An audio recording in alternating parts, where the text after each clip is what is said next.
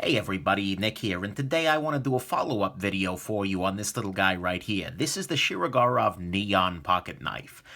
This is by the Shirogorov brothers, and it's in many ways just a spectacular pocket knife, just all around. Today I want to just share kind of my feelings on it. I've owned this knife for going on 7 or 8 months now and carried it a huge amount during that time. And it's occupied a variety of places in my heart. And so today I want to talk a little bit about how my feelings have changed and how they've stayed the same. So I'm going to kind of talk about the things that are good that just got more good over time, the things that are bad that just got a little bit worse over time. And, just kind of talk a little bit about those changing impressions as I've owned this knife and where it's going to land in my ultimate life.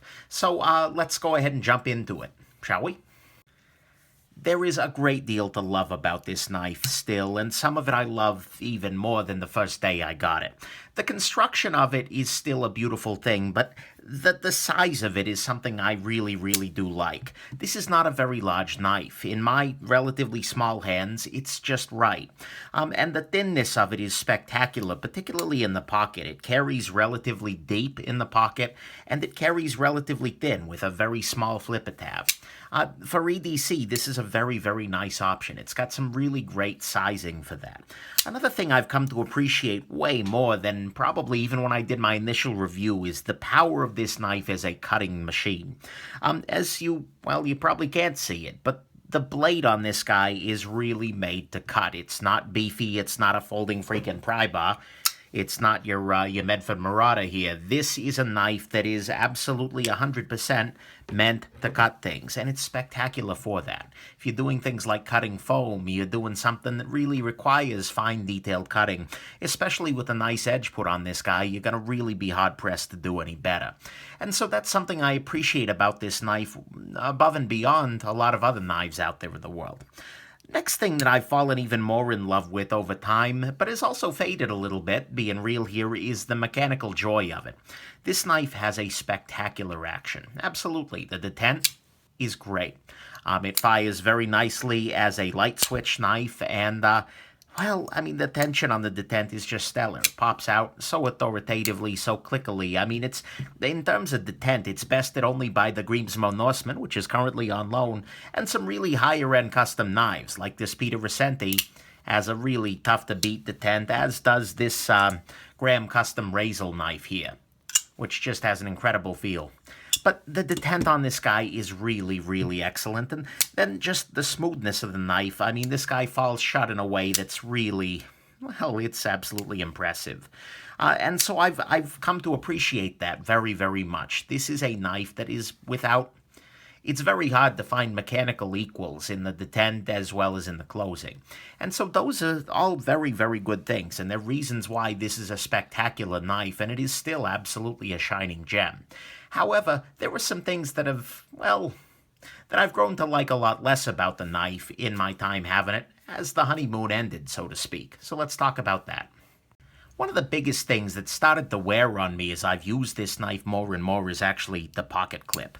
I mentioned this in the first review, but the pocket clip on this guy is very shallow and it has a very small ramp.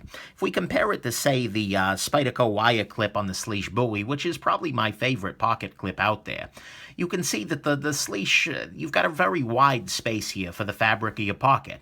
And you've also got a pretty heavy ramp here, which means it's pretty easy to get this guy into and out of your pocket.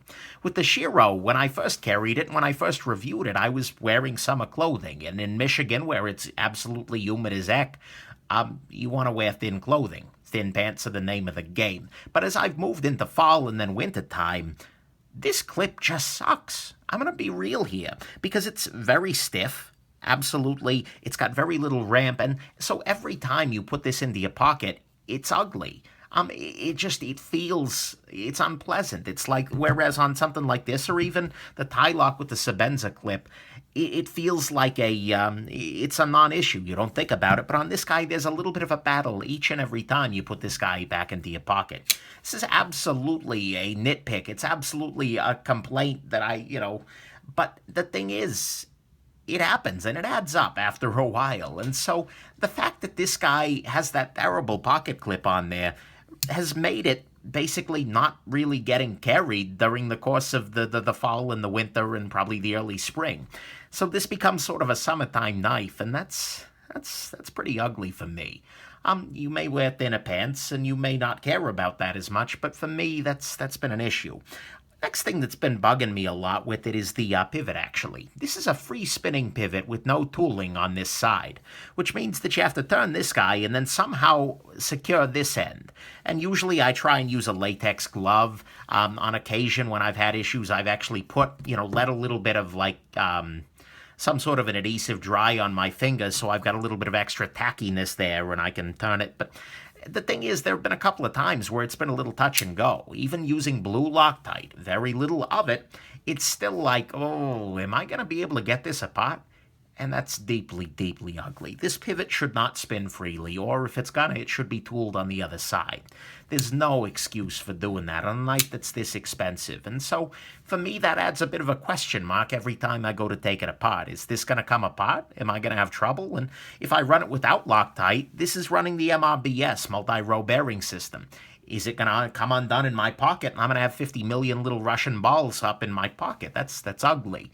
And so, that's another thing that's just bothered me a little bit about this guy. I like to take my knives apart, and this guy is just not a pleasure to take apart because of that issue. Very much.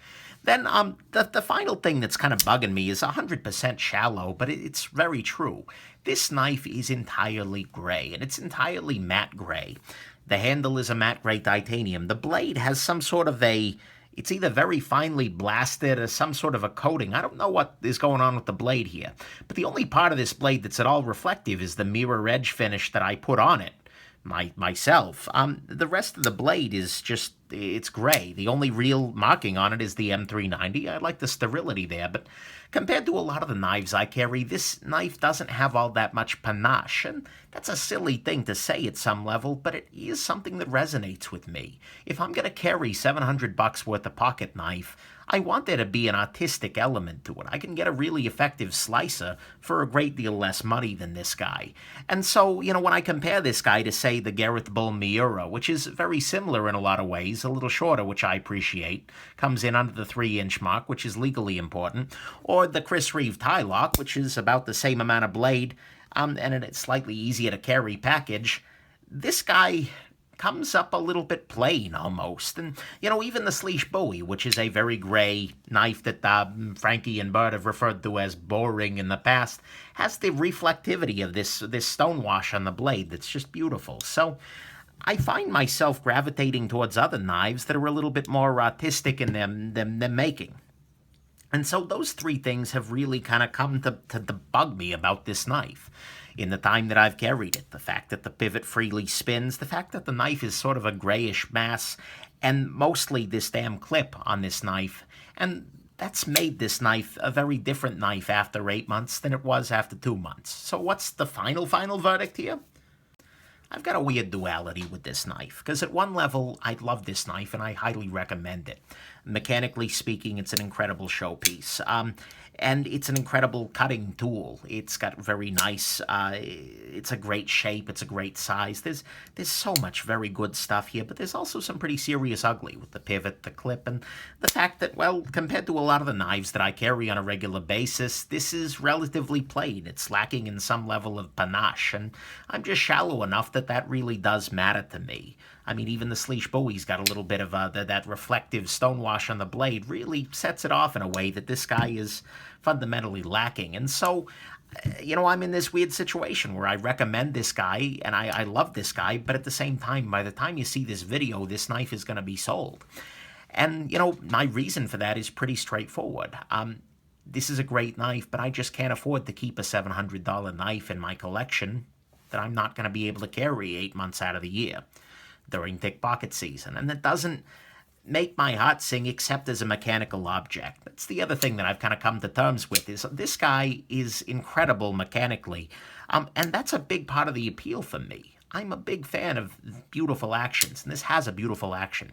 But if this knife form factor here didn't have that action, if it wasn't as beautifully smooth and the dent wasn't as wonderful, I don't know that this would have gotten the same rating for me, and a detent and a great mechanical action can only carry you so far.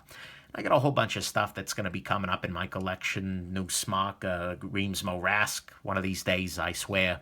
I'll talk to them.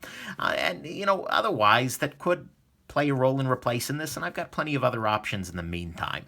So I'm letting this guy down the road. I wish I could afford to keep around the $700 knife that I'm not carrying regularly, but I really can't. Doing these reviews is expensive, and, well, trying new things is expensive, and variety is in many ways the spice of life. Who knows? I may be posting embarrassedly in 6 months hey, I just bought a Shirogorov NeOn video. Who knows? It may be like this leash buoy, the knife so nice I bought it twice. I'm not sure. But at the moment, I'm going to free up the funds, and that's why. Still great, still recommended, particularly if you go into it with your eyes open about the pivot and the clip. But I just don't think it's going to stick. That's funny. I never would have thought it. But hey, people's hearts are capricious. Capricious Hearts. That's like a bad 80s album. Anyways, I hope this has been interesting, and I don't want to dissuade you from this knife. If you ever have a chance to handle one, check it out. The Frankie and Bud damn near bought it off me, and there's a good waiting list for these guys, and with good reason. But ultimately, for me, well, you know where I land. I hope this has been interesting for you, though, and mostly, though, I suppose that you, well, you should all have yourselves an absolutely wonderful rest of your day. Bye now.